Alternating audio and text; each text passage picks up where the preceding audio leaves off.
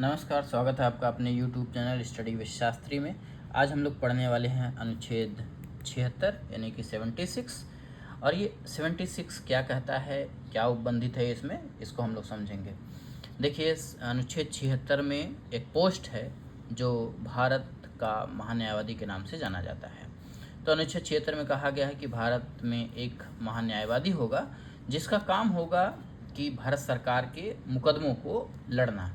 यानी कि भारत सरकार के ऊपर जब भी मुकदमा किया जाएगा, कोई भी व्यक्ति उस सरकार के खिलाफ कोर्ट जाएगा, तो उसकी तरफ से यानी कि सरकार की तरफ से, केंद्र सरकार की तरफ से मुकदमा लड़ने का काम अटॉर्नी जनरल यानी कि महान्यायवादी का होगा। यह भारतीय जो संविधान है उसके जो अनुच्छेद हैं 76 उसी के तहत ये बातें रखी गई हैं।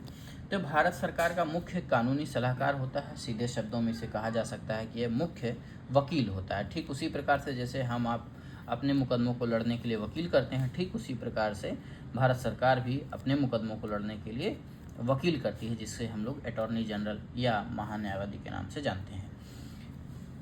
किस व्यक्ति को इस पद पर धारित किया जा सकता है, किसे नियुक्त किया जा सकता है, कौन नियुक्त करता है, इसको भी हम लोग समझेंगे। देखिए, नियुक्ति का काम तो राष्ट्रपति का है कि जो अटॉर्नी जनरल है, जो महान्यायवादी है, उसकी नियुक्ति ये आपके राष्ट्रपति जी करते हैं। और राष्ट्रपति जो करते हैं वो प्रसाद पर्यंत पद धारण करता है। इसका मतलब क्या है अभी मैं समझाऊंगा आपको। योग्यता क्या है? सुप्रीम कोर्ट में न्यायाधीश बनने की योग्यता जो व्यक्ति रखता है उसे उनमें से किसी को भी भारत सरकार का महान्यायवादी नियुक्त किया जा सकता है।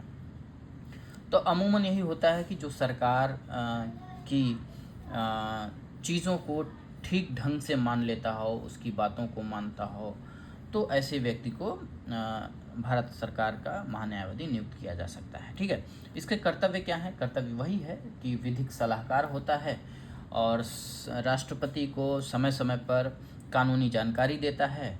और जब भी कभी कोई कानूनी दांव पेच सरकार के विरोध में पड़ता है तो वहाँ पर ये खड़ा होता है कि नहीं, हम आपके जो कानूनी दांव पेच है उसके लिए हम तैयार हैं, हम लड़ेंगे, कोई भी मुकदमा हम लड़ेंगे। भारत सरकार के सभी न्यायालयों में सुनवाई का अधिकार है। मतलब किसी भी न्यायालय में ये जो है वकालतनामा दाखिल करके खुद जो है वकालत कर सकते हैं और सुनवाई कर सकते हैं। प्रसाद पर्यंत का मतलब ये होता है कि जो कोई सा भी पद राष्ट्रपति अगर किसी को प्रसाद पर्यंत धारण कराता है, इसका मतलब ये है कि राष्ट्रपति के मनोमार्जन है, उसके मन पर, उसके व्यक्तित्व पर डिपेंड करता है कि वह कब तक आपको जो है उस पद पर रहने के लिए योग्य समझता है। जब भी उसे लगेगा कि आप इस पद पर रहने लायक नहीं हैं या उसके अनुसार काम नहीं करें तो आपको हटा देगा, वो किसी को भी नियुक्त कर सकता है। इसमें कोई भी कानूनी प्रक्रिया का पालन नहीं करना है।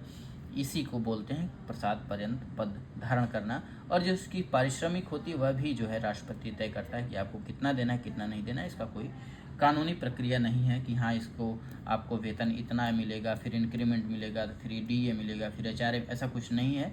जितना वो चाहेगा उतना ही उसे मिलेगा। तो धारा 88 के अनुसार संसद की कार्यवाही में भाग ले सकता है पर मतदान नहीं दे सकता। वैसे आपको पता है कि संसद में वही व्यक्ति होते हैं जो अमूमन चुने जाते हैं मतलब वोटिंग के माध्यम से सांसद बनते हैं। तो उनका वो जो है जनता की तरफ से प्रतिनिधि होकर के जनता की बातों को वहाँ पे रखते हैं। पर ये जनता के प्रतिनिधि तो है नहीं, फिर ये संसद की कार्यवाही में भाग क्यों लेते हैं?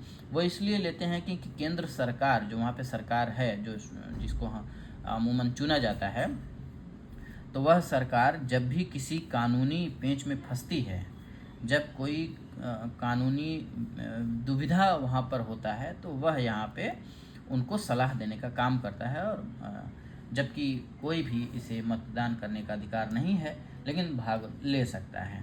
मतदान करने का अधिकार क्यों नहीं? क्योंकि ये तो चुना नहीं गया है। मतदान करने का अधिकार उसी को होगा जो व्यक्ति वहाँ पर चुन करके जाता है। और उसके कामकाज में, यानी कि किसके कामकाज में? अटॉर्नी जनरल महान्यायवादी के कामकाज में सहायता, हेल्पिंग करने के लिए एक सॉलिसिटर जनरल और एक